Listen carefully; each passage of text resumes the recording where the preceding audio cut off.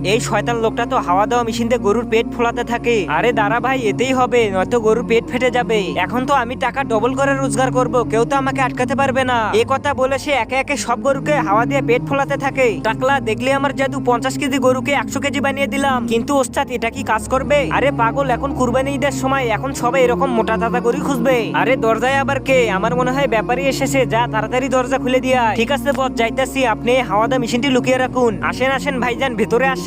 আসসালামু আলাইকুম ভাইজান। ওয়ালাইকুম আসসালাম। আপনাদের এখানে নাকি বড় গরু আছে, সেগুলো কোথায়? আসেন, আমি আপনাকে কুরবানির গরুগুলো দেখাচ্ছি, একদম ফ্রেশ গরু। এরপর লোকটি বলে, মাশাআল্লাহ, গরু তো অনেক সুন্দর, কিন্তু গরুগুলোর দাম কত? ভাইজান, এই গরুটি নিতে হলে 3 লক্ষ টাকা দিতে হবে। কি, মাত্র 3 লক্ষ টাকা? আচ্ছা ভাইজান, আপনারা এখানে গরু দেখুন, আমরা আপনার জন্য তাজা দুধ আনতেছি।